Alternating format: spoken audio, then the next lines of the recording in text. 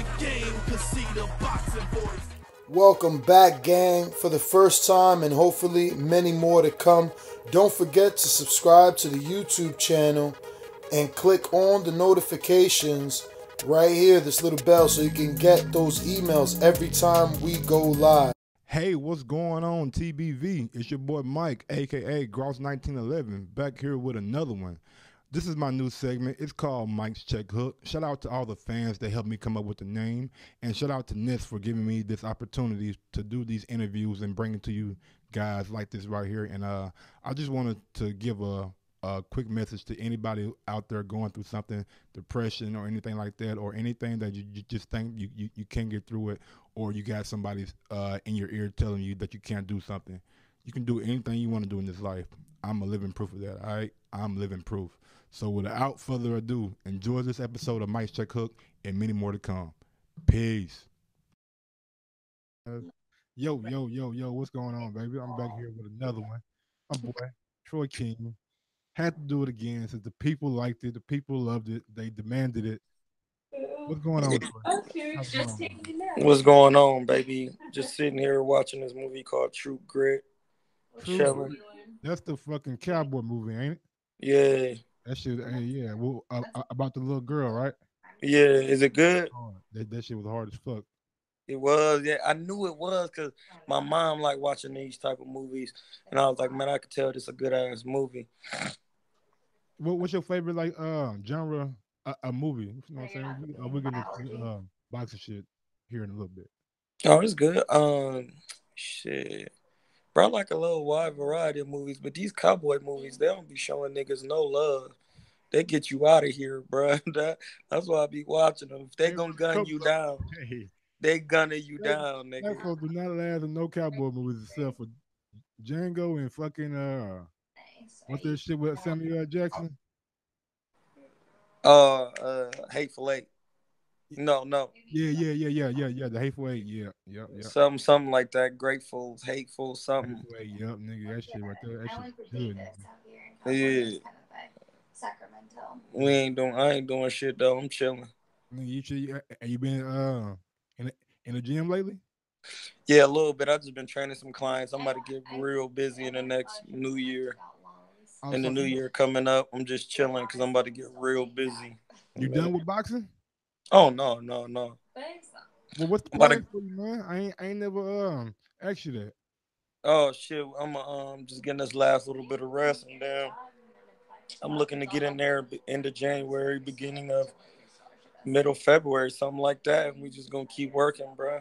I'm about to go on the last little run and then just chill. I gotta ask you, man. When you fight, do you got the garlic butter gloves on? No, I ain't took it that far yet. Are you tripping? I ain't took it that far yet, bro. Baby. You gotta be branding that shit now. I know, bro. I'm gonna get it on. I just haven't took it that far. I'm telling you, bro. When people say that shit, they say, like, why his shit say garlic butter for? I know that sounds crazy. Go back and get a research and come up on YouTube. Okay. Yeah, that shit gonna be hard. I just ain't go the way into it because when I be going to Mexico, blood, I'll just be going down there to get somebody out of there. For all the people that don't know, where that shit come from, man? Why did you say that shit out of all shit to say? Cause like when you be in art, I'll give you a little side story just about Akron or whatever. So like when you coming up in Akron, like the slang is kind of like base slang, but it's not. Like if it's something close to a word, we'll just say that word. Like if you see it, or just say you talking to your homie and you about to go deal with a chick and you be like, hey, instead of saying, you know how they call a condom a glove, you be like, hey man, you got some. We'll just be like, hey man, you got some of them glovekins? And then since I box, you know what I'm saying? They'd be like, yeah, bro, I got some glovekins in there. How many you need? You know what I'm saying? So we just be going like that because sometimes people be around. You don't want them to hear your slang, so you don't even want them to know what you talking about. So you just be like, hey, bro, let me get some of them glovekins. I feel you. Yeah, so they just be saying little shit like that.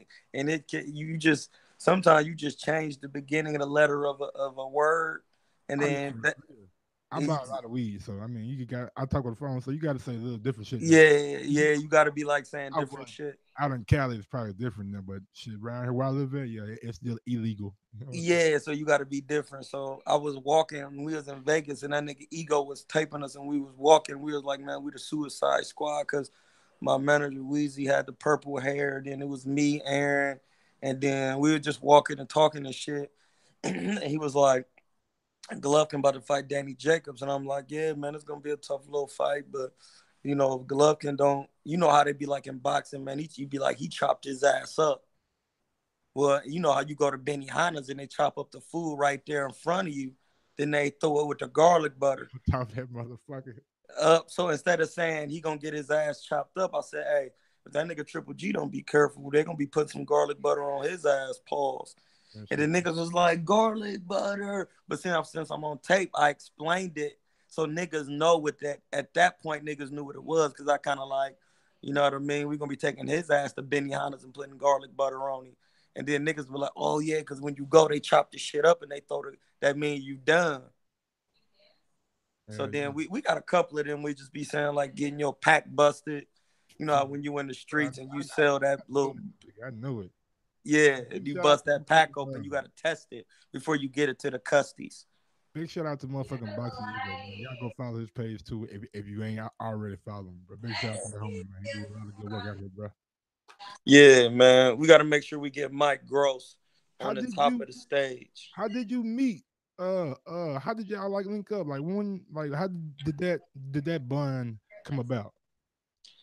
Shit, I just started like hitting him up on. I started following him on IG first, and then like niggas would be commenting, and then I would be commenting in the comments, and niggas would be trying to argue with me, but I wouldn't even be coming. Like I would just say my little piece, then he'll start hitting me in my DM like, man, you got these niggas in their feelings. So I was like, oh, I do, and then he just started hitting me. And then I guess he seen some footage of me and was like, hey, man, I'm going to do a little thing on you, get your followers up. And then he would just put a little video out of me with them ropes. And then he was like, damn, this nigga Troy just fast as hell. And then I was always on the Boxing Voice doing shit with Lukey. And I was the nigga, this was years ago, I was saying niggas want to get smoked. I was saying that years ago on the Boxing Voice when nobody was talking about getting smoked, and they don't even saying right. I want all the smoke. No, you don't want smoke. That's not, you're supposed to give smoke. You don't say I want all the smoke. I understood that shit, man. You want some smoke? Yeah, I don't really want the smoke, nigga. I give something out there, man. Yeah, like that's what I'm saying. Niggas be getting slang and just trying to know. I don't want all the smoke. No, you don't. And that nigga Lukey was saying some shit like, so do you put up forest fires for Smokey the Bear? And I was like, what the fuck is you talking about? I've seen niggas that want all the smoke and they get it all at once. They never win. And they don't want it. They never win. If you want the smoke all at once from everybody, nah, you ain't gonna, bro. No, you don't want that. Nah. So I was like, nigga, and that's something we say in Akron, like, nigga, that nigga got his ass smoked out there. I smoked your ass, nigga. Nigga, I hit you with that smoke, nigga. Don't. That mean you got hit so fucking hard. And what happened when you inhale smoke? You be coughing it, trying to get your air and shit, holding your chest, walking like that. That's why you don't want that. That's why I'll be saying that shit. Absolutely, man. Let me go ahead and get us a boxing. I actually interviewed Virgil Hunter. Maybe it was Thursday, no, Friday, maybe, or Wednesday, one day last week, and he was like, there's no chance that Andre Ward, well, he didn't say no chance. He was like he doubts that Andre Ward is gonna come back and fight, but he did say that he gets the itch. First, I want your like knowledge on like what that itch is. Like why do boxers, like out of all other athletes, seem to like get that itch more? And you think Bruh, I already know what you asking. And the crazy thing is, when you love whooping ass, it's just like you watch TV and you see niggas and you be like, why is he not doing this? And then you be like, man, I just need to get in there and scrap so I can show these niggas. And that's why I be saying that shit. Like, dog, if I could just, it's like, how can I explain? Coaching is different, but boxing, you actually want to like get in there. But coaching, you want to jump in a man's body and control him like a fucking that Real Steel movie with Hugh Jackman. But it's just like, man, you just want. The itch is the competitive nature. It's the nature to be competitive.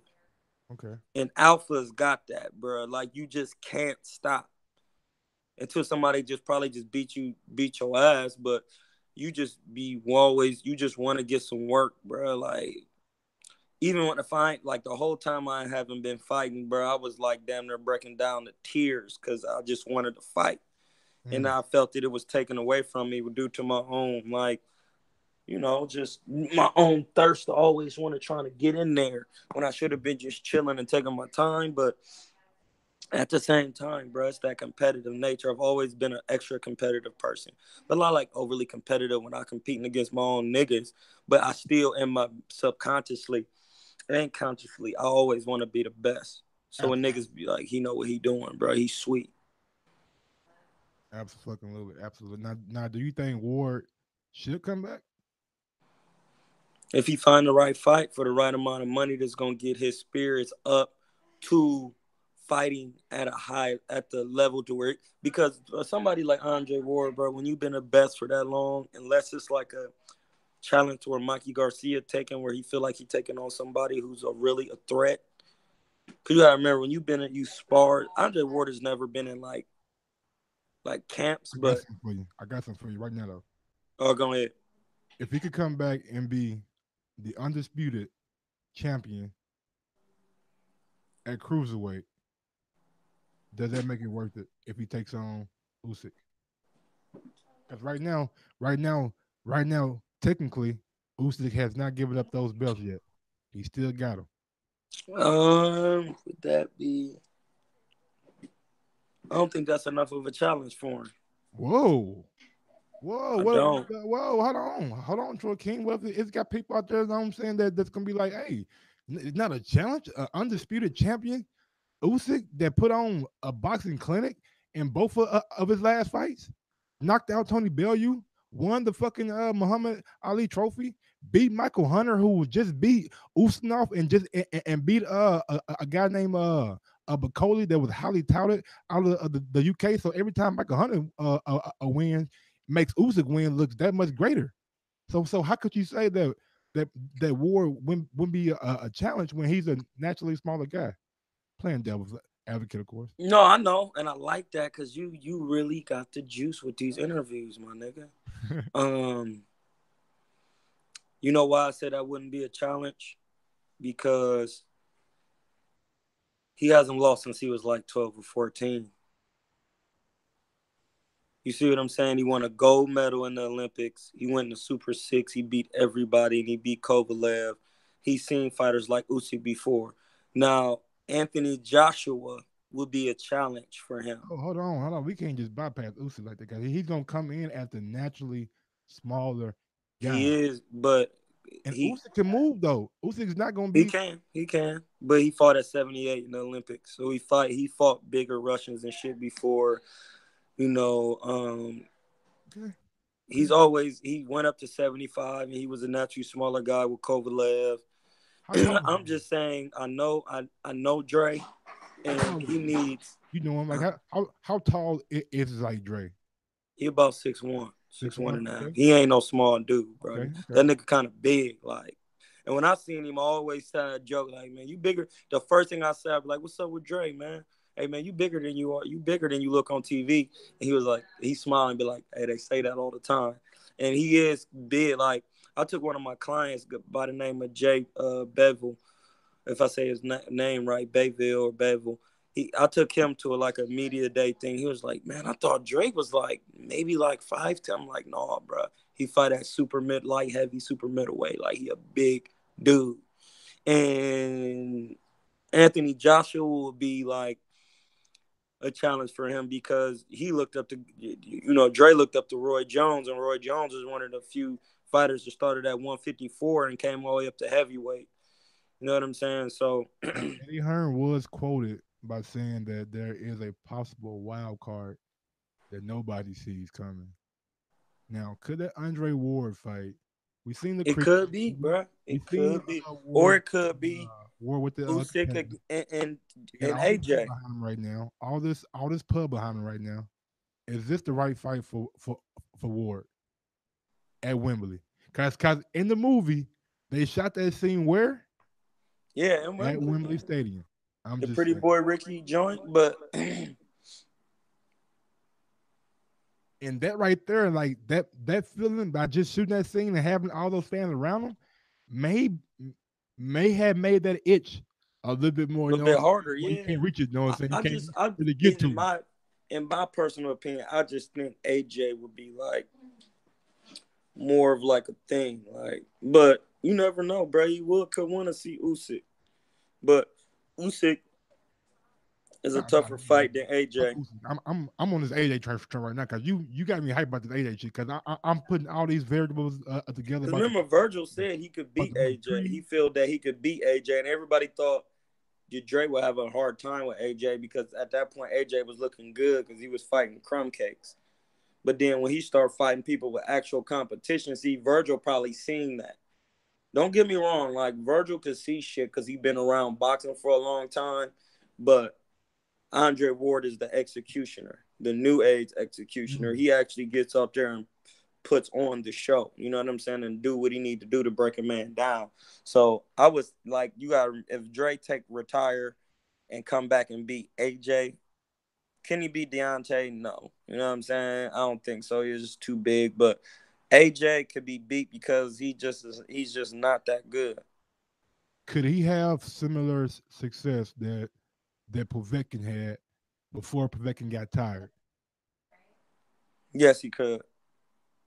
Do you think he could sustain it? Because AJ is the bigger guy, and when you have a guy that's 240, 250 bearing down on you, I mean, at best, Dre might come in 210, 215? 215. He walk around. He walk around probably like just at a good 200 because he don't be out there doing crazy shit to his body. So he probably be walking around at 200 for real. So he could put on 15 pounds of muscle and make it work. Does he have the power though to keep AJ off of him? See, at that level, it wouldn't be about power. It's about not getting hit with the bigger man's power, so you can outpoint the man. So that would be the thing, like making sure his defense is tight enough to where he can not get hit with the shots. See, at that fight, it's about just winning. You don't want to try to stop him or keep him off of you or, be throwing shit out of desperation. At that point, you would just want to you just want to win on points. And that's what a lot of people get confused. Like, especially like, for example, not to segue into the Mikey Garcia Errol thing, but they thinking like, well, Mikey he's not thinking about knocking out Errol Spence. He's thinking about out techniquing him. And the smaller man is always thinking about not getting hit with the power punches and winning a 12-round fight. More to say than to stop. Floyd is not going in there to stop nobody. He didn't never think about stopping a younger Canelo. He's only thinking about winning the fight in the smartest fashion. And that's what them motherfuckers be thinking, bro. They be going in there, listen, we gonna box this motherfucker, stay away from this power, slip and slide, go to his body, make him tired, and then just beat him up. Not necessarily, because it'd be kind of hard to stop somebody that big. You be trying to outthink a man, you know what I'm saying? Now, And win on points, so your hand could be raised. Because at the end of the day, whether you stop him or as long as you get your hand raised and take less punishment. Eddie Hearn has also came out and said that he would extend a rematch clause in the AJ versus Wilder fight for both sides, and also he wants to start negotiations on December 2nd. Is it time that like if like after Wilder wins, is it time that we get the fight that we all wanted on April 3rd, April 13th, 14th, even though it's a set location? Yeah, I think it's time because AJ is running out of room to wiggle. There are no more real heavyweights for him to fight. Like, who he gonna fight? And at that point, if you keep taking on these weak ass fights, you're gonna lose money in the long run. You see what I'm saying? How it worked? Like, at least in my opinion, I feel like he will lose money in the long run because he just keep taking weak ass fights, and then you gonna stay this. People gonna start saying, "Well, damn, why he's not trying to fight Deontay Wilder?" And then people ain't gonna be trying to see that shit. And then you gonna be like, "Man, Deontay is steady going on, fighting good competition, and once he blow out Tyson Fury, bro, who else left is there for Deontay Wilder to fight as the best? Really the best? Dillian White and them type of no, like I totally agree. I totally agree. Did so. you, by chance, let's go ahead and get to this Mikey Garcia, Errol Spence. But did you see the PBC kind of like rollout? Yeah, I seen it. What you think of it? Do you think it like pretty dope, pretty cool? Yeah, it was some good. It's some good cards on there, some good joints on there. What's the most, PBC ain't gonna let you down because they gonna put some fights together. You know what I'm saying? See, the thing is, we know they got a lot of stars, but you can't watch the stars fight every month. People don't. So you gonna watch some of the low level guys, mid tier guys, not low level, but like the upper comings, the mid tier guys, the motherfuckers who just getting on the cusp of trying to get to the high level, and then you have every 4 to 6 months you're gonna get to elite level guys. Errol Spence said, as long as I keep winning, Keith Thurman is gonna keep being injured. You know, well now that don't even make sense because he about to fight Josecito. I totally I see that, but there is this thing out there to where people think that Keith Thurman just doesn't want that fight. It's not that Keith Thurman don't want to fight, but it's the same reason why Floyd just can't fight anybody. He needs to be paid a certain amount of money just to show up. And his partner that he's in there getting to work with needs to be able to bring in enough money so that he can get paid and the guy can get paid. If you only making 300,000, 500,000 a fight, and Keith Thurman's making millions of dollars fighting, like that's too big of a payment gap. And then people don't say, well, no, that money don't mean no, it means everything. It's two things: is business and boxing. Ben Batista said that. And the fight between those two would be a pay-per-view, so it would be like a lot of upside. Yeah, but Errol Spence has to be on a level before, because Keith Thurman been on a high level for a long time. But he's never been a pay-per-view star either. Yeah, I know, and I think that the only reason Errol Spence is fighting pay-per-views because Mikey Garcia is coming to the table, and he has a huge Mexican fan base. So that lets you know you need the dance partner. You know what I'm saying? So Mikey Garcia is bringing in Matt, and if they fight in Vegas, you know what I'm saying, that's going to bring in Mad Mex, you know what I mean? Then you got Errol Spence, who is in Texas. He's from Texas. That brings in all the blacks and the Mexicans who are a fan of Errol Spence. And since he fought at Cowboy Stadium, they trying to market some of those people. And it just take like you say, it take a village to raise a child. It's the same way with the boxing, bro. It take a team. It takes a team, but it takes it takes a collective of demographics from different markets to try to build a boxer. Because that's why Floyd Mayweather would always come out with Justin Bieber. It's not that Floyd is coming out with Justin Bieber. Actually, Floyd is coming out with Justin Bieber. It's not Justin Bieber being with Floyd. Because Justin Bieber is known all over the world. Floyd ain't. Justin Bieber, Chili, 50 Cent. I mean, Floyd, yeah, like you bringing a different fan base to, and that's when.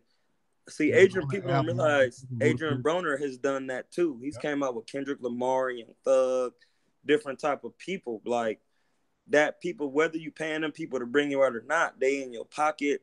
And when you bring them to fights, people say, "Oh, damn, he could market himself. He know how to really put asses in them seats." Mikey Garcia puts asses in the seats. Errol Spence decently put, because Mikey Garcia fought in Texas before. You know what I'm saying? Before Earl fought in Texas. You know what I mean? So that's why that's going to be on pay-per-view, because it's Mikey and Earl. You know what I mean? That's just, in my opinion. I don't think Earl could do a pay-per-view by himself without Mikey. I think, that ain't shitting on him. That's just saying, like, you got to have a dance partner. Got to, but does the winner of this fight continue to do fights on pay-per-view? Just depend on who they fight next. What if now if Mikey wins, I think that makes him a bona fide superstar, and superstar he's damn near. Listen, if Mikey win and Adrian Broner win, then Adrian Broner and Mikey might have to fight again in a fucking rematch on pay-per-view. Or Broner gonna have to fight, because once you come off a Pacquiao fight, bro, and you get paid that much money, Pacquiao is an icon like Floyd. Pacquiao is even bigger than Floyd because he got a country kind of behind it. So Pacquiao can sell out in Malaysia. He could sell out in fucking Macau, China, wherever. You know what I'm saying? Floyd could kind of do that, but it wouldn't be the same as Pacquiao. So I'm saying if they both win, then you can match up a Pacquiao, Mikey Garcia and Adrian Broner again, because he never stopped AB, and it was a tough fight. You know what I mean? Or you could put AB in there with Floyd, or you could put Mikey in there with Floyd. You know what I'm saying? Now, Adrian Broner says he's doing this for the hood. You know what I'm saying? He said y'all gave a nigga a chance to win $100 million.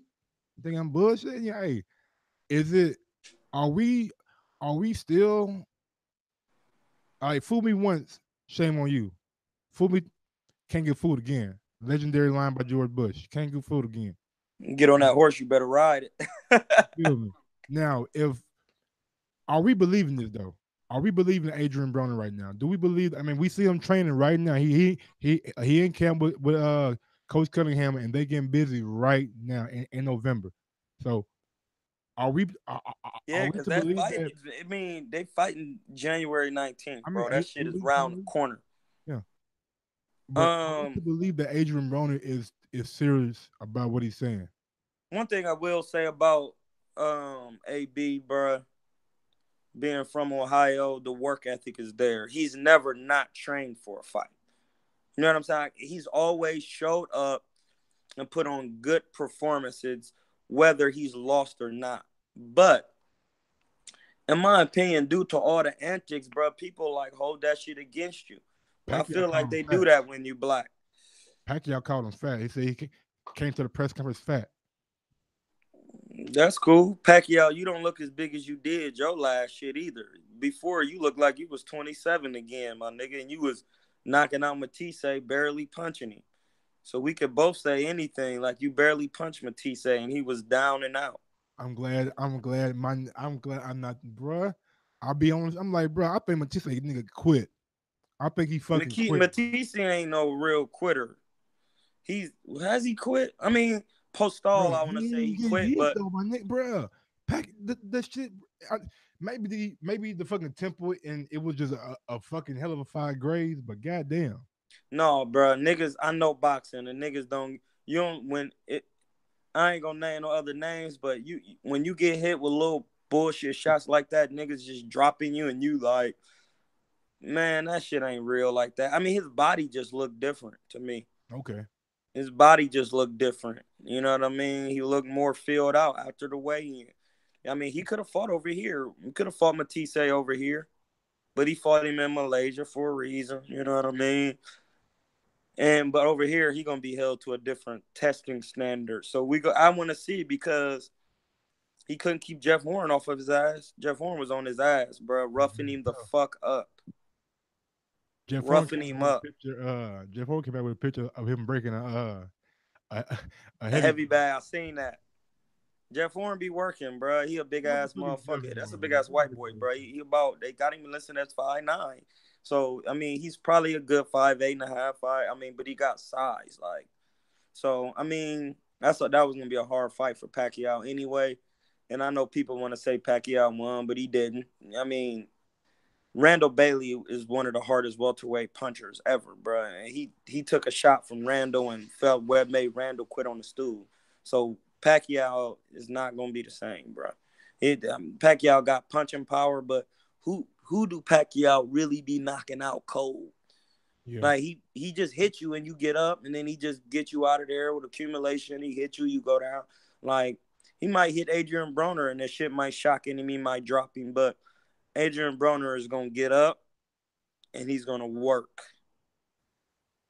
We gonna see. We gonna see. I want to touch on this Jerry Hurd comment that he made about Charlo, and Charlo came back out and was like, "Hey, keep that same energy when I see you in L.A." Hurd was like, Charlo said something about him in the media, and Hurd said his mindset is shook. He's Oh, I mentally, seen that. What he said, he's mentally weak. yeah, weak, yeah. I mean, what did you make of that? And is it about damn time when we see them two guys in the ring? No, it's not. It's not ready yet. It's not ready yet. Because when I've been watching what PBC is doing closely, go ahead, man. I've been watching what PBC is doing closely. And PBC is, first of all, shout out to my man Mike Gross. You got to follow his channel. Good content. We need to follow more interviewers like Mike Gross. He got good questions, and he doesn't come from a biased standpoint, and he doesn't get overly outrageous. That's my job, to be screaming and shit. And you know, once again, we got to shout out to Killertainment, Troy Killertainment King. Barbershop argument, but shit, I ain't really had no quarrels besides that Usyk shit. But you know what I'm saying? It is what it is. It is what it is. Usyk to Sean Porter in the amateurs, by the way. Wait, who did? Usyk lost to Sean Porter in the Amis. Usyk did? Usyk lost to Sean Porter in the Amis. I'm not. It's not that I didn't even know he fought that light. No. Sean Porter was like, I think it was like light heavyweight or some shit. Oh, they fought at 78 or 65. I think it was 78. But Sean Porter fought at a heavyweight, bro, and he had 300 Emmys. He was actually tough fighter, bro. Yeah, Ken Porter told us that shit. I was like, nigga, he beat Usyk?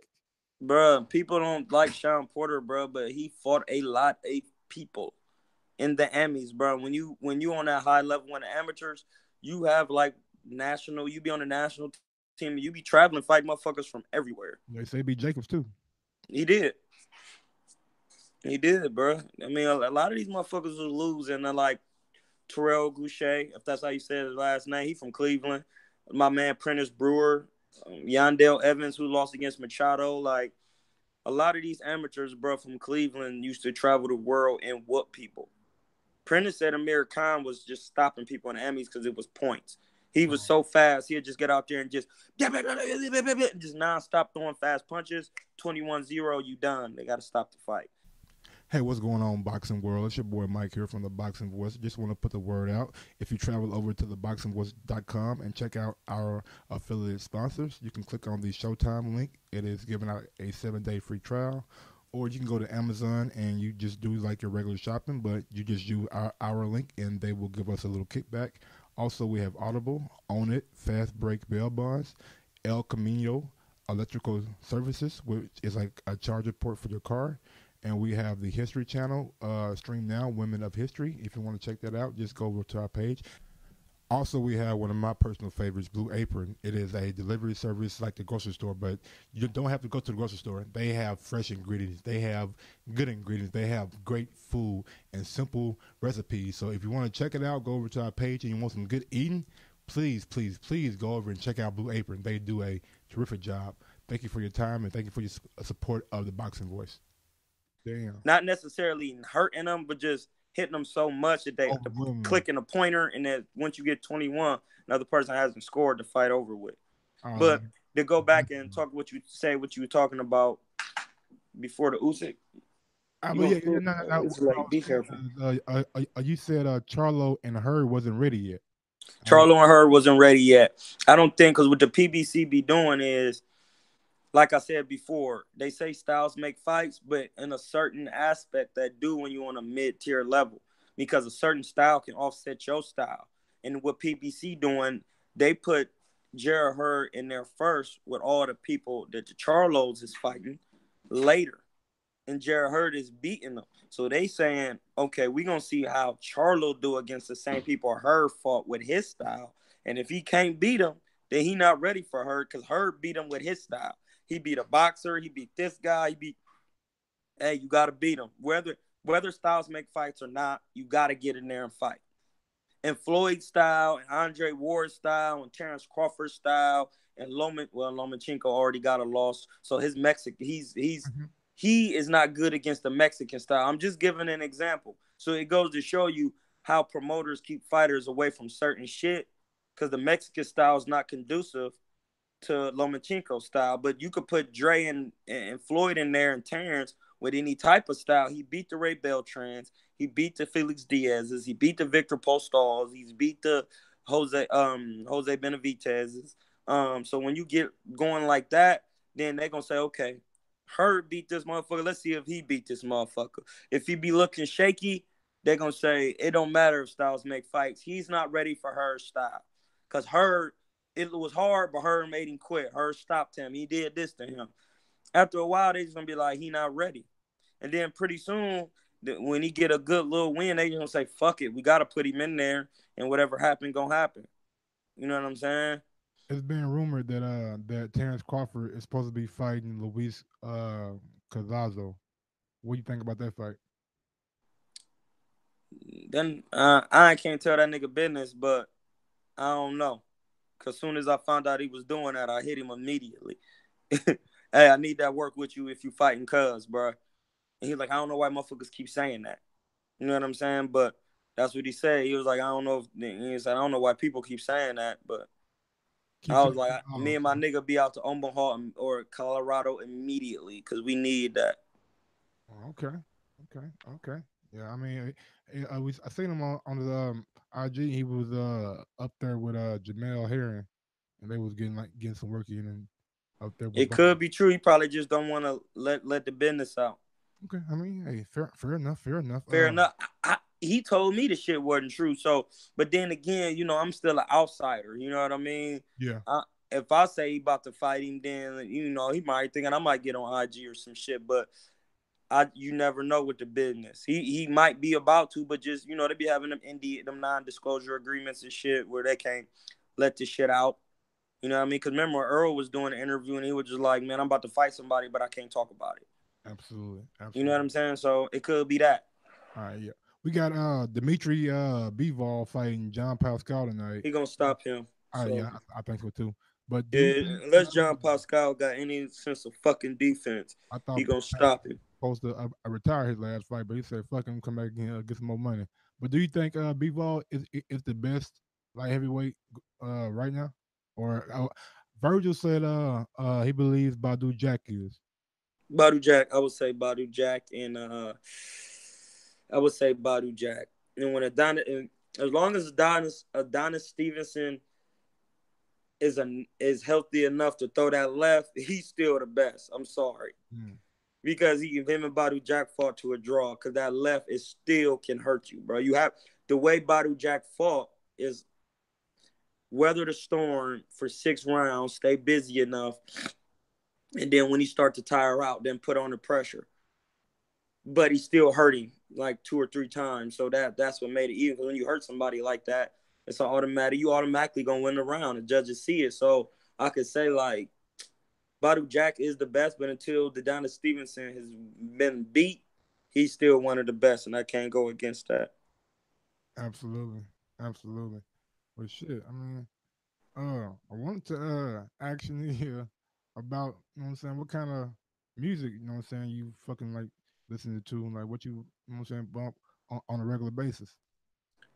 Shit, I'll be listening to Money Man for real. Who is that? Where you from? He kind of sound like Future. He an Atlanta nigga, but niggas be saying he sound like Future. But I listen to him so much. But he do got like a cadence, you know, a nice cadence and a nice flow. And he got like I will let you hear him, but this shit be copyrighted and they be So listen to Money Man. No, he got a song called Exotic. He got a mad shit, bro. He got mad mixtapes. He came out with like he don't be writing nothing. He said when he go in the booth and do a mixtape, he just finish it and the whole tape. He like that vibe, so he keep that vibe. And he finished the whole tape. He got a mixtape called 6 Hours. He got one called 6 Hours 2. He got some shit called No Promo. He got some shit called man, he got mad mixtapes, bro. Just look up Money Man, listen to his shit. He got a nice little flow. He be kind of rapping fast, and he be talking about chiefing and just a whole bunch of tech shit and how he be getting money. It's just shit hard though. He be on some shit. Give me Troy King top 5 of all time and top 5 right now. Top 5 of all time? Yeah, man. Your MCs you like, bro? I'll give you mine right quick, you know what I'm saying? Go ahead, give me yours first. Give me Jay. That's my first one, too. Tupac gonna be in that bitch. Tupac gonna be in there. T.I. gonna be in that bitch. T.I., he could be in there. Jeezy gonna be in that bitch. Who? Jeezy. Jeezy. And 5 is tough. 5 is tough because you don't want to leave niggas out. I don't want to leave nobody out, but I gotta leave niggas out. Top 5 of all time. Give me some of that 50 Cent in that bitch, bro. Fuck it. Fuck it. I'm going to go with Jay number 1. Nah, fuck that. Take 50 out, nigga. Give me DMX in that motherfucker. Oh, DMX? That's my nigga. DMX is pretty tough. That's my dude, bro. Bro, it's just not fair to go because niggas be in different eras, bro, because Rakim was so hard, bro. I ain't but 30, you know what I'm saying? So I don't really. How old are you, bro? I'm 30. My shit limited, man. My shit limited. Oh, fuck, you young as fuck. My shit limited, man. You know what I'm saying? I like, nigga, yeah, bro, Rakim, even though Rakim was in 88. Nah, too thick. That was my shit. Yeah, like Cash, like Lil Wayne has to be in there, bro. Yeah, I've heard Lil Wayne from. Yeah, Lil Wayne gonna be in there over DMX. I ain't gonna lie to you. Over time, because Lil Wayne came out in 94, bro. I was 14, bro. And then all them times going, man, Lil Wayne has like longevity. It's a lot of niggas, bro, with longevity. I bought the hot when I was 12 years old. Nigga Snoop. Nigga, the motherfucking Drake. Well, I don't like Drake. Drake was a producer. Yeah. Motherfucking dog is so many niggas. Biggie, Jay. Man, I like Dipset. Just as a collective group, Dipset was my niggas. Santana Beast, man. Yeah, down south, you got Outkast. You got motherfucking a Goody Mob, nigga. You got fucking my shit out of Texas. T.I., nigga, the Dungeon Family, all them niggas. Who else? Then you come over, you got Scarface, the whole Rap-A-Lot niggas, Pimp C, UGK. Then you go by to Louisiana, you got No Limit, nigga. You got Mystical, you got Master P. Master P is one of the realest niggas ever to live, bro. He literally put on every nigga he ever knew, whether he could rap or not. Master P was the first nigga with shoes. He played on an NBA squad. Nigga. Tell them. Listen, you can't get on an NBA team unless you really got some type of skill. And he got in the game. And he got in the game and scored. He played for Charlotte, bro. Come on, man. Master P was the first nigga with shoes. And he literally put on every man that he came across, bro. And then when niggas question him about putting on Snoop, hey, bro, what you gonna do, bro? I'm P. I'm from New Orleans, bro. Then you got Baby and Cash Money. Well, hold on, nigga, this Master P shit, bro, real quick. This nigga, man, Master P, the only nigga to ever, in my opinion, that I know of, make a record company take an 80-20 split. He was the first niggas doing that. 80-20 split, my nigga. 80-20, bro. That's unheard of now. That's unheard. No, that's unheard of to these fuck niggas because these niggas don't know they worth out here, and that's what Joe Buttons be talking about all the time on his podcast when he be seeing these little niggas, and that's why Joe Buttons be burning bridges, but he could swim though. You see, it's okay to burn a bridge when you can swim, and Joe Buttons can swim, bro. He got he's a. It's okay to burn a bridge, nigga, when you got the people, bro. Yeah, the people, man. The people's ear, the people gonna fuck with you, man. People gonna fuck with you. So that's what Joe Budden be trying to tell these niggas. Stop taking your deal and know they worth. These record companies need you. You can do this shit by yourself. Don't sign your music to nothing. So that makes Master P one of the greatest. Then you come by the way of the West Coast, bro. You got LA niggas. Man, there's so many niggas in LA, bro. All the Snoop gang, all them niggas. Then you come up to Oakland, you got E40 and all them niggas. Spice One back in the day, all them niggas.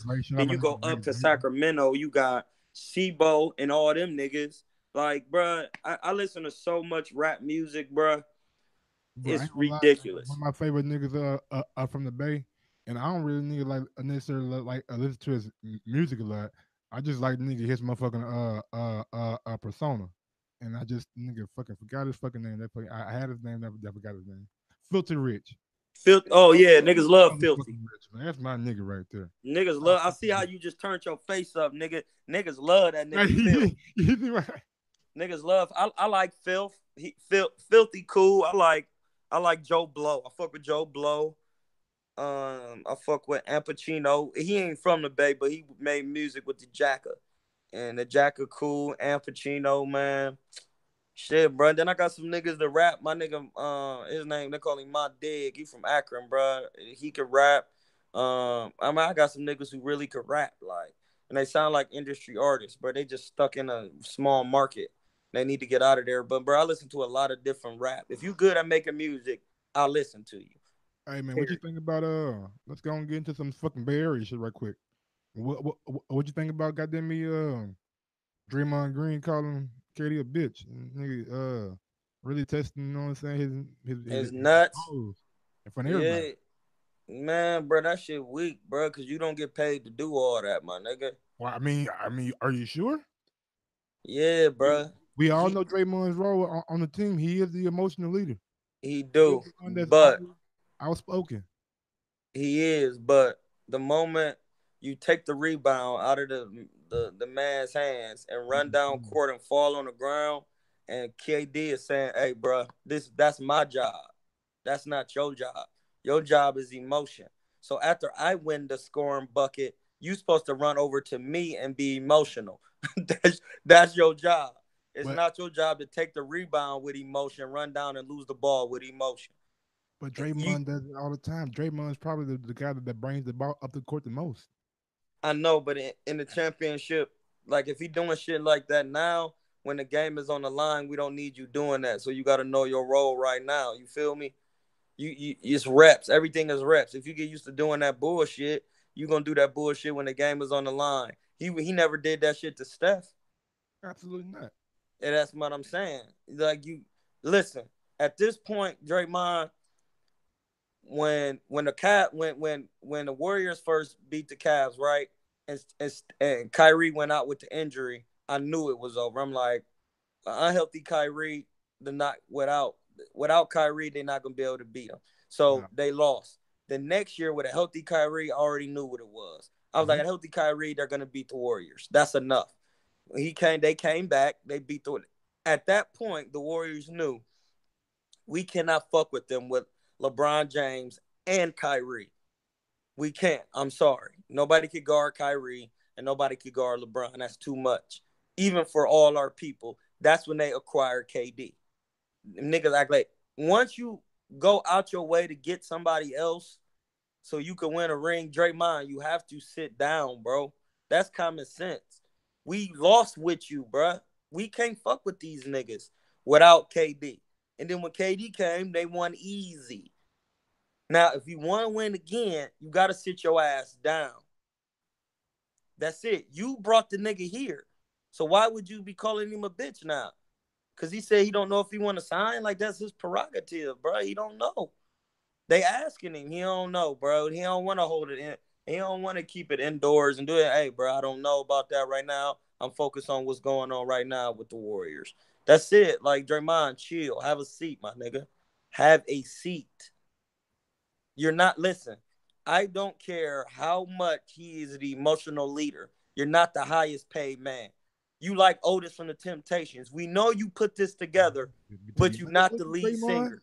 If we being honest, if you had 5 niggas on the court right now, Draymond would not be on the court. He trash. No, listen what I'm saying. Still, Klay Thompson, Kevin Durant, Draymond Green, Boogie Cousins when he get back healthy. Draymond, he the 5th best player on the court, and it's not even close though. Like, it's not even like Boogie Cousins is way better than the Draymond. Yes, Durant way better than every player you just named is way better than Draymond. That's what I'm saying. And you could bring somebody off the bench. Who they coming off the bench? Nah, you can't say that. Nah, off the bench. Nobody coming off the bench. Listen, you could put Sean Livingston in the place of Draymond, and they would still play well. Maybe Andre, not Sean. No, I think Sean, because Sean is like I hate when he in the game because he give niggas so many problems.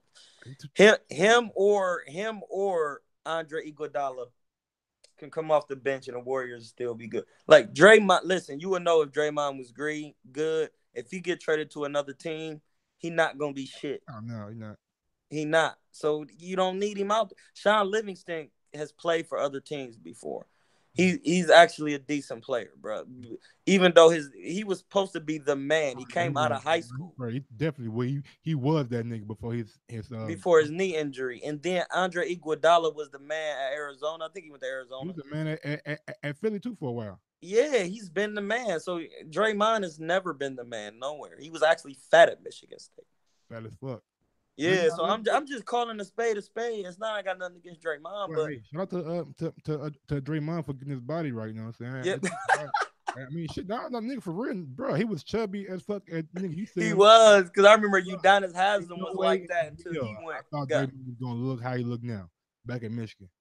Yeah, no, I'm glad he got that shit together, but I just think that, man, you doing too much, dog, with KD, bro. KD, you can't.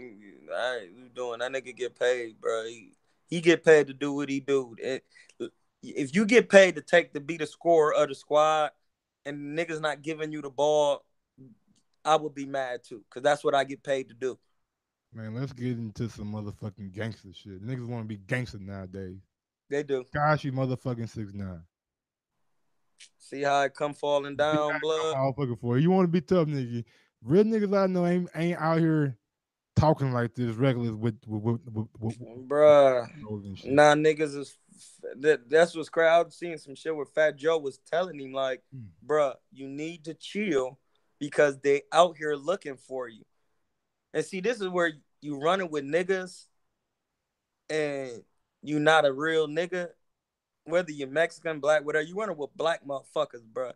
You not black for real. They look in the bag everybody. Mm-hmm. Once you hanging with niggas, you a nigga, cause they don't like that.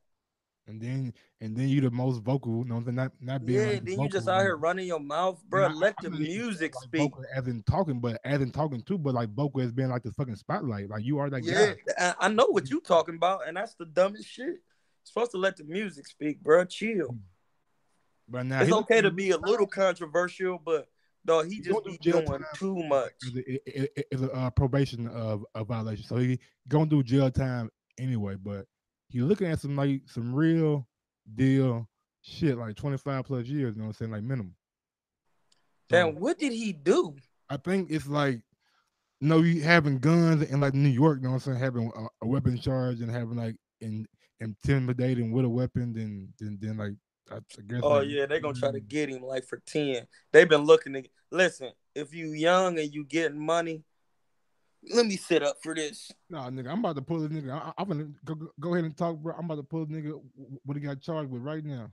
Listen, you young rap niggas, when you out here making your music, if you making money and you young, it's only a matter of time for the white man come to bring your castle down. So you need to be moving a little bit lighter, dummies. Don't be out here doing the dumb shit, bro. They coming to get you. They not here to fucking play with y'all, man.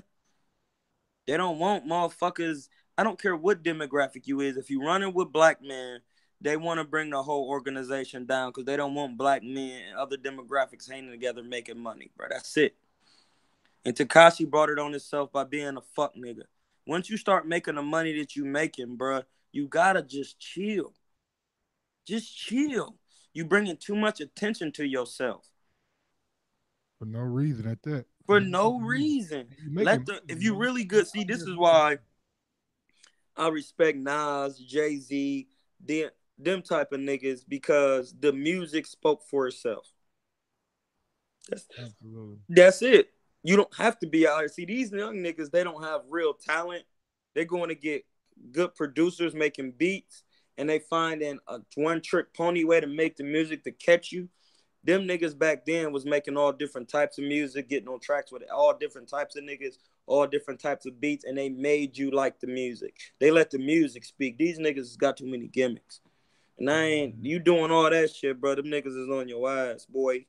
Racketeering, fucking firearm charges, nigga, some TI shit. Nigga, he got some, and he in fucking New York with the shit though. So. Oh yeah, them niggas don't play. They gun laws is strict. 32 years to life. Sad, man. Sad, man. And I mean, I ain't really, you know what I'm saying, listen to his music, but he had a following, so I mean, his music could be that bad. So it's sad, bro. Like, you motherfucker out here perpetrating a fucking fraud. You know what I'm saying, nigga? Well, I mean, was he really with the shit, or was he? Huh? Was he really with them shits, or he wasn't really doing shit? Bruh. You know, I mean, I'm just as lost as everybody else. Bro. Was he on this Bobby Schmurder? Because Bobby Schmurder was doggy in these streets. TMZ like just released a thing where he was talking to like somebody that was fucking with like Chief Keef, and then he told somebody, "Hey, what so and so is? I got 30 racks for this nigga." Said it out loud on camera and everything. I'm just like, whoa. We got 30 racks for who?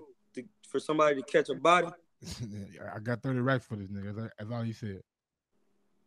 Hey, man, I don't know, bro. Cause them niggas in that 300 clique, bro, they was real. They was out here doing what they do. You know what I'm saying? Them niggas was real. Them niggas really put in work out here in the world. Like, and Bobby Schmurder and them niggas really put out work. Tekashi didn't put no work in, bro. Anytime you walking around with your face tatted like that, look at Lil Durk, look at Chief Keef, look at Lil Reese. Them niggas ain't looking crazy like that. Them niggas is not trying to bring no attention to themselves because they really doing, if they doing partially what they said they was doing. Whatever the case is, they getting in work, bro. They done with the shit now. They just happy to live their life. They not, them niggas is not out here doing silly shit because they really put in work, bro. They don't want to bring attention to themselves. These niggas, Bobby, you see how they got them niggas, bro. Them niggas is really, they done. Like, Tekashi wasn't doing shit, bro. He wasn't doing shit. Move your finger, homie. Oh, my bad. Good. Hey, last thing before we're gonna wrap it up. What is one fight that Troy King wants to see in 2019?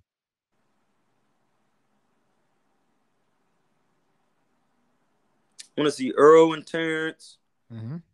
I want to see Broner and Floyd. You think Floyd come back for a Broner fight? Think that's big enough for Floyd? Yeah, if he beat Pacquiao, yeah. Because ain't nobody going to think he going to beat him. You think he okay. So that makes him the Cinderella man. Does Floyd have to come back and avenge the little brother's loss? No, because, I mean, it's just not going to be a good fight. Pacquiao just doesn't possess enough skill to beat Floyd, bro. Floyd, I mean, Pacquiao's been active, man, these last 2 years, and Floyd's been fighting Tenshin, Kazumawa, and Conor McGregor, and he hasn't really faced real competition. And that don't matter. That don't matter to Floyd. He been fighting since he was a baby. It don't matter to him, bud. He been getting work since he was a baby. A fight with Tenshin guy, however he fight, it will be enough to keep Floyd sharp for another fight. Because they don't give a fuck if it's an exhibition. Floyd ain't trying to fucking lose. An exhibition. He trying to win in motherfucking craps, dice, betting, motherfucking a race, running. You're not, if you go running with Floyd, if you say you running 8, he gonna run 12. He not trying to let no man on this earth do better than what he doing. Period. Sit. So I don't think he could fuck with him. Them the fights I want to see. I want to see Keith Thurman and Errol. I want to see Keith Thurman and Terrence. I want to see Wilder Joshua, of course. I want to see Jared Hurd and Canelo. That's an interesting fight. I want to see Canelo and Danny Jacobs. I want to see Dillian White and Big Baby. That's a good fight. That's a good fight. That's the most. And I want to see Deontay Wilder and Anthony Joshua. so he can get this stoppage. And I can put the money on the round. He gonna get him out of there. Absolutely. Well, man, go ahead and let the folks know where to follow you at, man. And shit, we keep this shit popping. If they like this one, I like the last one. Listen, little niggas, if y'all want this work, nigga, you go to Mike Gross's page on YouTube, nigga, and you go to Troy Killertainment King. Next year is gonna be bad for niggas who thought I was fucking playing. It's gonna be really bad. So you niggas is talking all that shit and you won't work. Show up to the gym and get your fucking pack busted. That's it. The Pac-Man Troy back. That's Manny. Uh-huh. Pack roids. I am the pack buster. Pack buster. I bust the pack open before I give it to the connect. You got to roll it on the gums. You know what I'm saying? Make sure the product is nice and potent. And you know what? That's another conversation because we giving that blue magic. Cuervo. Cuerno. Like you know how to say Jose Cuervo. Like the drink is Cuerno. Cuerno. The Chino. De Chivo. De Chivo. Yeah. So it's like Cuerno and then De, which is DE, and Chivo, CHIVO. Cuerno de Chivo. Cuerno de Chivo. And that's that. Rah, rah, rah. I seen you coming out the store the other day, old man Willis. I almost. Rah, rah. Remember that nigga said that all about the Benjamins? Yeah. But man, there y'all have it, man. Another one with Troy King, man. My God, man. Shout out to him, man, for again giving me this great opportunity to interview him, man. Big ups, bro. Bring up, bro. We gonna be doing this shit at least once a week. Where these niggas get these views up. Cause niggas don't be asking good ass questions on here, and they just be saying silly shit. Like they just don't. It's not like boxing conducive. Like so, for example, you know how to segue into a good conversation of boxing, and on top of that, you know how to play devil's advocate or give your objective opinion, and that's what makes a good interviewer. Content, able to step on the other side and look at multiple angles, and then be able to veer off and talk about other shit. So we got to do this at least once a week. Absolutely, man. Absolutely, man. I'm definitely down for it, brother. Thank you, man, for your time. All right, man. Shout out to Mike Gross, man. We out here. Peace. What is up, TBV family? Yes, YouTube has been cutting funding to their channels as of late, and with net neutrality going through its process, the internet is changing. If you want to keep your favorite channel intact, coming up with tons of content, and plus get hours and hours of extra content, head over to patreon.com/ThaBoxingvoice to become a member of the TBV family and help support the channel. Peace.